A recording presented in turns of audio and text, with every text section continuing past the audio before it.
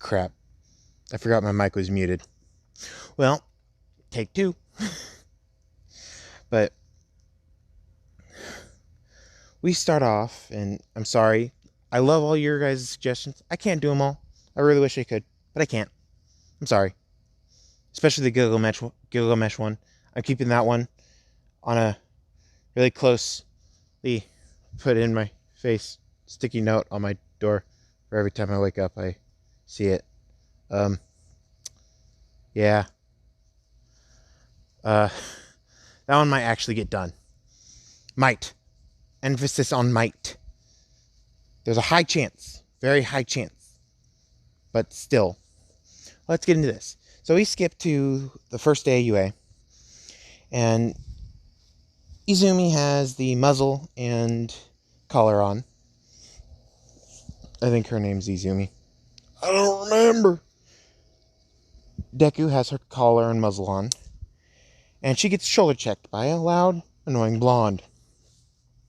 No, not Bakugo. Bakugo is currently behind her, trying to stick near her, so if she has any questions or she gets lost, because Izumi has been getting better at her navigation, because she's new, basically, to the area. But she does not easily get around. She's smart. She doesn't get around very easily, and that's it. So, Monoma shoulder checks her. If you don't know what a shoulder check is, it's when someone slams their shoulder into your shoulder. That's a shoulder check. And he, without thinking, copied her quirk. And he was about to yell. Bakugo ran up as fast as possible, because Izumi's flinching at the sounds because she doesn't like loud sounds, and shut his mouth up. And he copied her quirk too.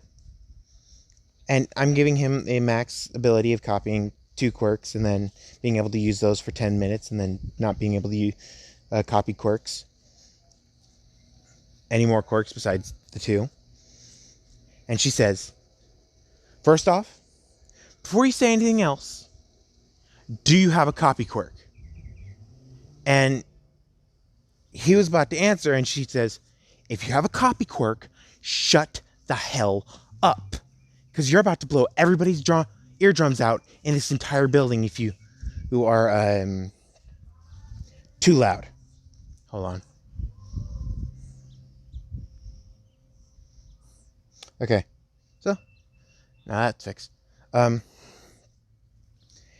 And he was about to ask why, and Baku said, just if you don't say anything and not activate her quirk, which whenever she speaks, it activates. So that means you got to stay quiet till your copy wears off.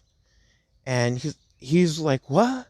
And Kendo walks up and chops him in the back of the neck and goes, sorry. And Bakugo starts talking to Kendo, and Izumi starts signing away and trying to say stuff. And Bakugo interprets for Kendo, because Kendo can't read sign language. And Bakugo says that Izumi is very scared of her own quirk. And Izumi's currently almost freaking out because Monoma was about to use her quirk, and she knows that if a copy quirk uses her quirk, they can't control it even more than her. So she starts freaking out that there's a very bad situation that could happen soon. And she was about to say something when Bakugo slammed her jaw shut and goes, no. It's fine. We'll deal with it. Don't need to do that. And Kendo asks what was she about to do, and Bakugo says she's about to do something that she agreed, and she looked at Izumi and said she agreed she wouldn't say. And Izumi starts to cry, and Bakugo hugs her, because they're family, pretty much literally. They're family. And Kendo is wondering what's going on with her. And Bakugo says that Izumi thinks that her voice is cursed. Everything she says comes true. No matter what it is, it comes true. It could be a freaking fire-breathing dragon, and it shows up. And Kendo's like, that's so cool! And she goes, no, it's not. Every word reverberates around her. Every single breath can do something different. She hates her own quirk. She's tried to kill herself by cutting her own throat, but her quirk regenerates her vocal cords, so any damage to her throat is immediately healed. And Kendo looks at Izumi, and Izumi's full-blown panic attack because she remembers that episode. And that was before the entrance exams. And when Izumi has control over her quirk, she has the heart of a lion. But when she's trying to communicate with people, she's timid as all hell. Because she can't control her quirk, because she wants to talk. She wants to communicate via her voice, but she can't. So Kendo starts signing away. And Bakugo's like, did you really need me to interpret? And she goes, not really. I'm a little rusty, though, so I might accidentally say monkey instead of dog. And Bakugo starts laughing, going, it's only when you're speaking a different language. And Kendo says, yeah. So, Kendo starts hanging out with Izumi, and the first bell rings, and Kendo immediately runs to class. It's been like an hour since Monoma was knocked out. She runs to class and drags Mona along and says that she'll talk to them later, or out loud, but she waves bye. And Izumi and Bakugo walk to class, and they get to class late. Aizawa knows exactly why, because signing takes a lot more time than actually talking. And it's really hard to do multiple things while signing, because it takes your hands. There's a program in America called ALS, ASL, American Sign Language, ASL. And I know someone who actually knows sign language, so that's interesting.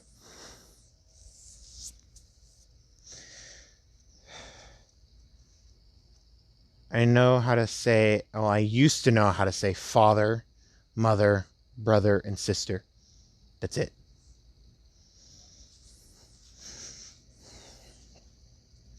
So, they get to class. Aizawa sees them enter late and says, goes to your seats. And everybody's like, wait, what? We came in a second late, you yelled at us, but when they come in 10 minutes late, you don't yell at them? And he glares at them all and says, yeah, I don't yell at them. Want to know why? And he starts signing to Izumi to speak a single word. And he tells her to say silence or quiet. And she hesitantly takes off her muzzle and takes off her collar, which squishes her vocal cords so she can't use them very easily. And she says quiet, as silent as possible. And everybody hears this booming voice around them that takes all the air out of their lungs, so they can't speak, but they're still breathing, obviously. They can't speak. They're hyperventilating because they're like, what is this pressure? And she puts the collar and muzzle back on and just sits down quietly. And Aizawa signs thank you, and Izumi says, not again, please. And he signs back, you're okay. I just wanted to demonstrate why I'm allowing you to come in late every once in a while, not every day. And he signs that, not every day. And she nods in agreement and gratitude. And he gets back to teaching. He teaches for a little bit, and he's like, okay, syllabus, there you go. Yes, America has syllabi. Or syllabi? Syllabuses? I'm going to have to look that up. The plural for syllabus. Syllabi, I think. I don't know. But multiple syllabus to take home and have their parents sign. Izumi takes it home and has her guardian sign it. I forget who I have her stay with, either Aizawa or Mitsuki and Bakugo. I think I have her stay with Mitsuki and Bakugo. I don't remember. So her guardian signs it, and he's able to do the hero stuff. So she comes back the next day with all of it signed, and she went in early. And she saw that she has a device near her that she can, and it says vocal cord disruptor. And yes, I'm allowing Mei Hatsume to actually have an invention that doesn't go boom every 5 seconds. And this was a challenge for Mei Hatsume to get into UA. It was for all of them to get into UA, all the support course students. And Mei Hatsume actually completed it successfully, that it can stay on forever. And it's a little collar, and it's on her desk currently, and it's a little collar, and it has a note on it, and it says, prototype, please do not break. If straining voice enough, will break device, and device will overload, so it won't work anymore. And Izumi breaks out in happy tears because she can open her mouth and let oxygen out of her mouth whenever she's breathing heavy, instead of having to let it all out through her nose and having nose issues. Because I'm not a mouth breather, I'm a nose breather. And I have bloody nose issues. A lot. So that's just out of experience. So Izumi puts it on and is just really happy. So she runs as fast as possible over to the sport course, and here's the explosion from Mei still blowing stuff up. And she bursts in, and she runs over to Mei, who just blew something up and is writing down notes for the next time she works on it.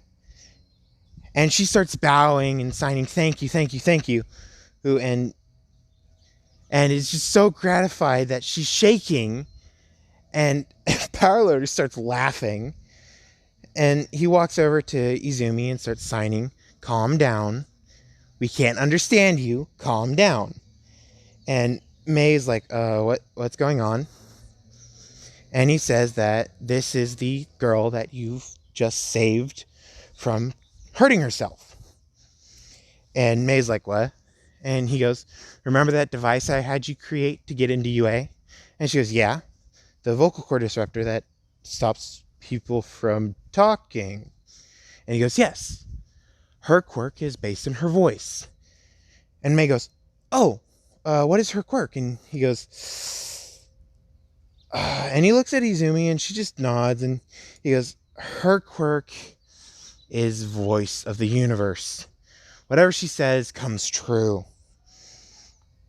And Izumi opens a pouch that she always has on her, and she pulls out a pistol, a shotgun, and a AR that is chambered in 5.56.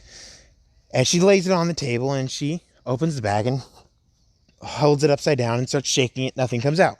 She puts her hand in and she grabs her lunch and puts it down. She tries shaking it again. She puts her hand in. Whoop, bowling ball.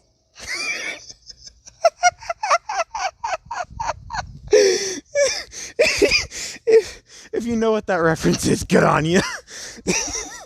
Whoop, bowling ball.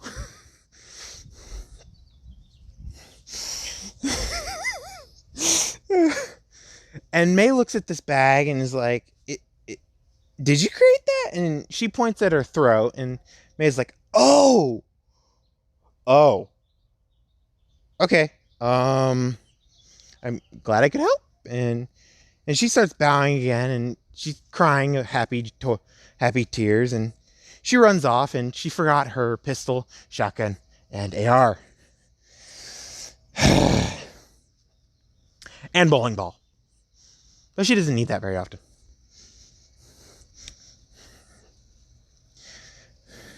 So Power Loader immediately used his version of the bag, because he pulled out this little pouch and he goes, May, if you ever need to give her anything, ask me and I'll put it in here. And he holds up the bag and it's full. And she goes, what do you mean? And he goes, this is the other side. And she goes, what? And he goes, there's 2 entrances to that universe that she made in that bag. It's a pocket dimension, actually. Well,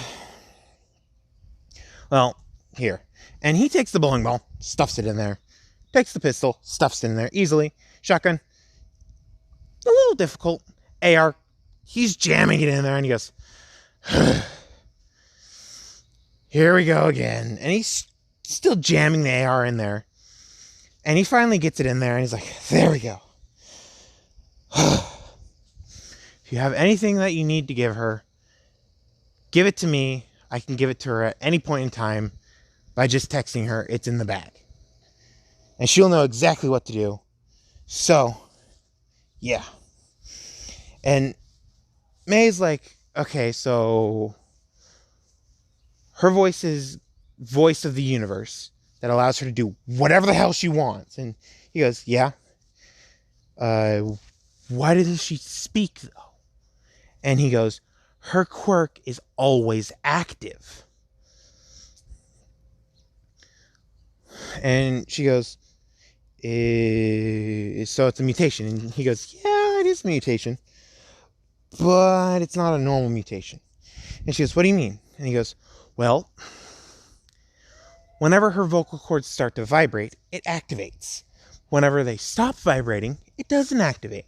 So that's why we gave you the task of trying to disrupt the vocal cords so they can't vibrate. And she goes, oh, that just paralyzes the vocal cords. It doesn't actually stop them from vibrating. And he goes, what? And she goes, yeah. She can't make a single sound from the vocal cords because they're vibrating constantly. And he goes, what? And she goes, well, I put them on a constant vibrate to where if she tries to make a sound with them, it's so low pitched that nothing can hear it. It just sounds like air coming through her mouth. And he goes, so she sounds like wind tunnel. And May goes, basically, yeah.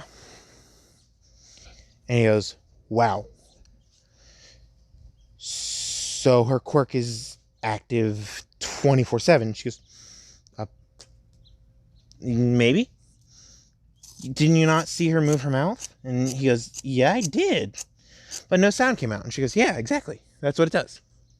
Literally stops her from making any audible vibrations with her vocal cords to allow her to not talk while still talking. And he goes, yes. And he just goes back to what he was doing about trying to make a new power fist for his gauntlets, or power fist for himself. And May's like, okay. And she goes back to work. Izumi was at the sport course for so long talking to Power Loader and May that she's halfway to the classroom. Her stuff is already in the classroom. like her backpack. And do they put their shoes at the classroom? I don't know. Her stuff's already there, besides the dimensional bag. And Aizawa sees that her stuff is there, so he knows, oh, she came in early. Don't know where she is, so I'm going to have to mark her late. Or, nah. She's my favorite student, anyway, because she's the quietest. And he said that out loud right in front of Ida while he was walking through the door. And he's like, sir, you can't be playing favorites already. And he goes, oh, god damn it, the stick up the ass one. What do you need? And Ida's like, oh, damn. So, everybody gets to class, and he's like, okay, form's done, and everybody pulls out the forms. He goes, just throw them in fire. I didn't really need them. And they all look at him and go, what? He goes, yeah, I just wanted to give your parents a peace of mind. I don't really care. You are all heroes in training. Forms don't really matter. Once you came to the school and you passed the test, you signed your life away to be in danger 24/7. So let's go out to the training field and let's get you prepared and see how far you are. So we go to the changing room. Izumi gets undressed into her skivvies, or underwear if you're American. And she is built. And everybody sees this, and the only one who pipes up about it is Mina. Bakugo is bright red in the face because she saw Izumi. And Mina asks Izumi, and she doesn't know that Izumi's mute because she was actually absent the day before because she had a family emergency. That's why we never see her family, because they're dead. And Hagakure's family is dead. And she's the Cheshire Cat. Yes, she's still Cheshire. Me like Cheshire Hagakure better than current Hagakure. So Mina goes up and starts asking Izumi questions. And to Bakugo's surprise, Mina knows sign language.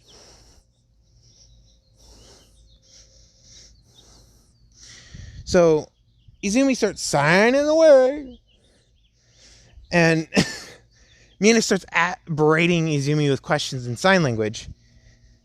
And Izumi's like, whoa, whoa, whoa. And she cups Mina's hand and she mouths off, slow down.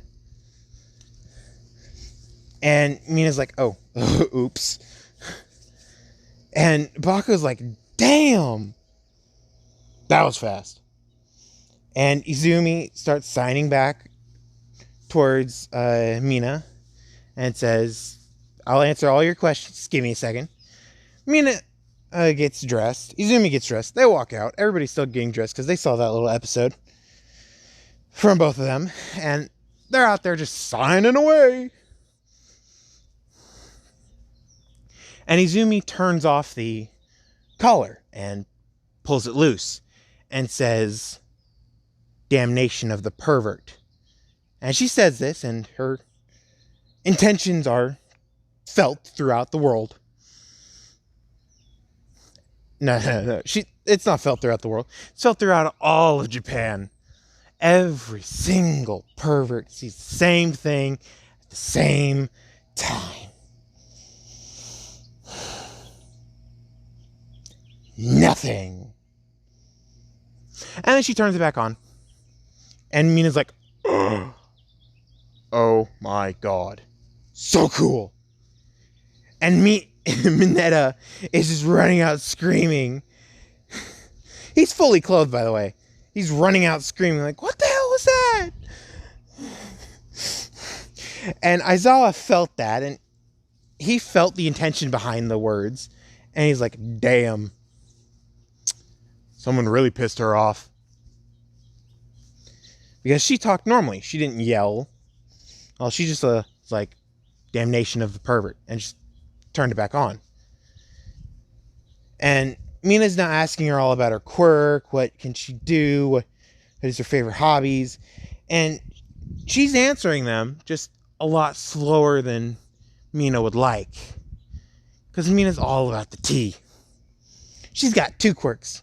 Tea senses and acid. I'm just going to say that every freaking what if now. Oh, Mina's got 2 quirks.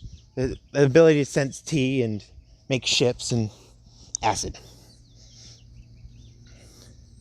So Mina is talking to Izumi, and Aizawa finally gets out there, and he starts talking with them, signing away, and then he turns to Izumi and asks, bowling ball?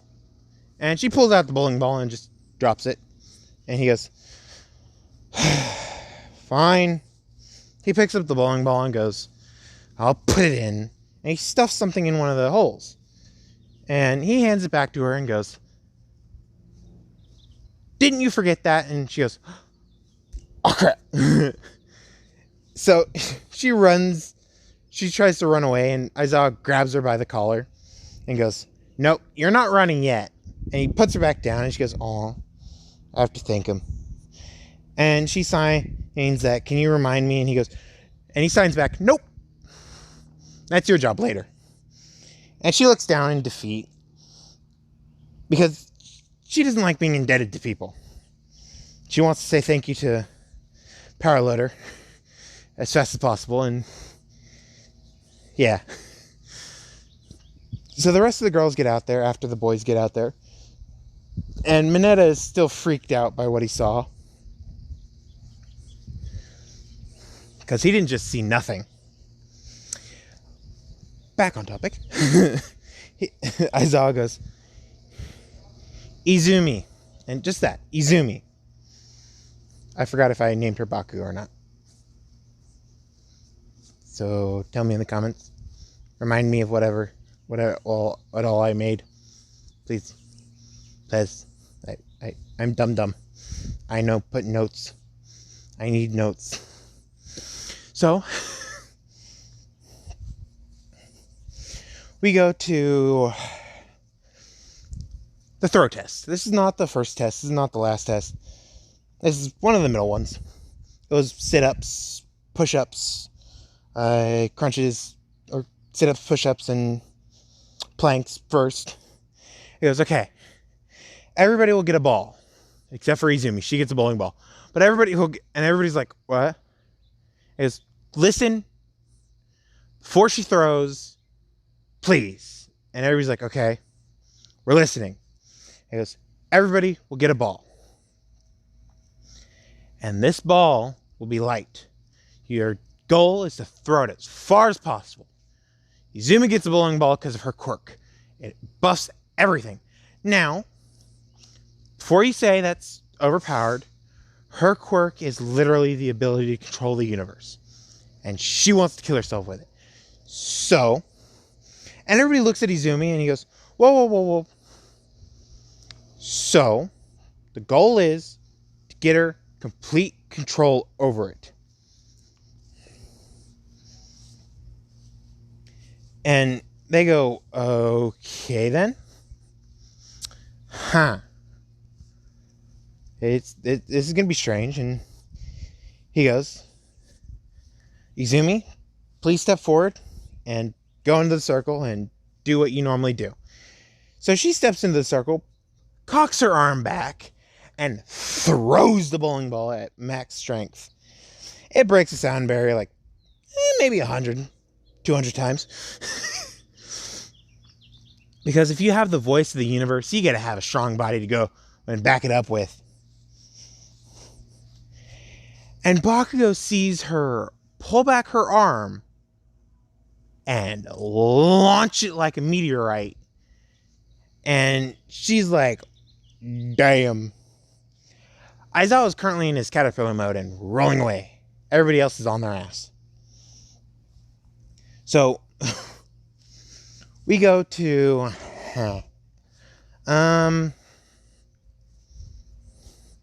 yeah, that'll work. We go to the strength test. Everybody knows that she's super strong. It's the grip strength test.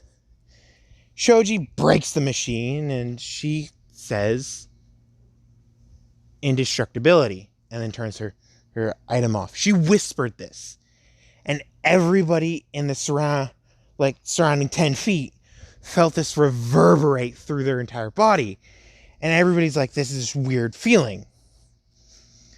And she crushes it as hard as possible. Everybody sees that she's crushing it as hard as possible. And they see the exact pressure she's putting out with her hand. And all they see is 14E at the end. And they're like, what? And Aizawa's like, damn. Well, Shoji, it looks like you've lost. And he goes, makes sense. So, yeah, I might do that. So everybody goes back to class after their tests. Izumi's in her normal outfit of a loose-fitting shirt, a skirt, and this isn't that loose-fitting, but it's still a little loose-fitting. And she sits down in her seat, lays her head down, and falls asleep. Bakugo sits right in front of her. They have the canon seatings. Bakugo sits right in front of her. Bakugo turns around and sees that she's asleep. So Bakugo gets a chair, pulls it up right next to Izumi, and lays next to her. And immediately passes out. Then Mina walks in and sees this and is like, oh, is this a ship? And she just starts to follow them around. We go to a week later. It's now All Might's turn to teach. And All Might walks through the door. And Izumi, being known by All Might, walks in after him. And All Might could stay in his hero form forever now. And he's in the prime of his life. Because of Izumi. Everybody in the campus that day was either hurting from something of training or mentally hurt from a headache. And she said rejuvenation in a very soft tone, but really quiet. And it reverberated through the entire school. So the people who had hangovers, Midnight Aizawa, Midnight Aizawa, Vlad, Mike, a lot of them that had hangovers from a successful second day, immediately felt like they're at the top of their game. All Might felt like he was back in his prime. Nezu felt like he was a newborn again. And Recovery Girl felt like she could lift a bus. So, they went upon their day, super ecstatic from how good they felt. And Aizawa never showed up to class. He actually went out on patrol because he felt happy for once. His eyes weren't hurting from dry eye. He wasn't sleepy. He felt like he was brand new into the world. He doesn't have dry eye anymore. He will never have dry eye again. His eyes will never get to the point where his eyes are dry at all. Because Izumi used rejuvenation. And her rejuvenation allows everybody struck by it to not feel any negative effects ever again that were plaguing them in that spot of time. So All Might's breathing problems, his eating problems, they're all gone. He'll never have breathing or eating problems again. Recovery Girl's old age that was catching up to her. We'll never feel that again, but we'll still be able to age. Nezu's tea addiction still felt. Midnight and Aizawa. Those hangovers, Vlad's, Mike's, Aizawa's hangovers will never be felt again. They'll never feel a hangover again. Because it's just that strong. Now. All Might walks in, she walks in, and he goes, please go to your seat. And she does. So he says, heroes can't be heroes without an outfit. And they're all cheering except for Izumi. Izumi looks like she just came out of hibernation. She looked tired as all hell. So she laid her head down and she passed right out. Bakugo grabbed her case and felt how light it was. And she was like, what the hell is in here? It's like it's made out of air. And she puts it down on Izumi's desk. Then it unlocks. Because it's proximity to the person that it belongs to. She puts it down and it unlocked. So she opened it and she saw something strange.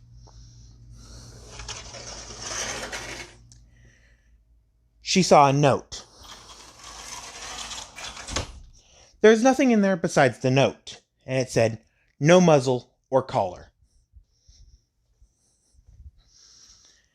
And she read this, and then took a double take, and then took another double take, and it's like, okay. Well then. I will have to keep that in mind.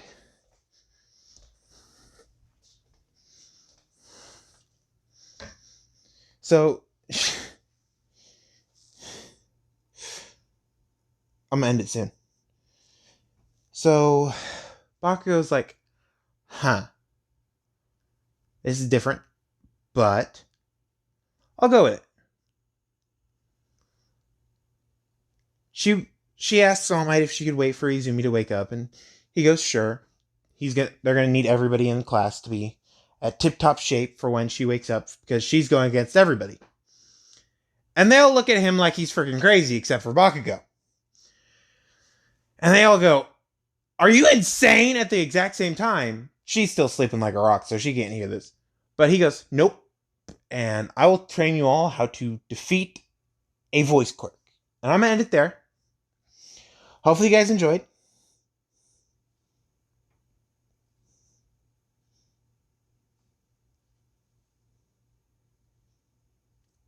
Yeah. Hopefully you guys enjoyed. Talk to you guys later.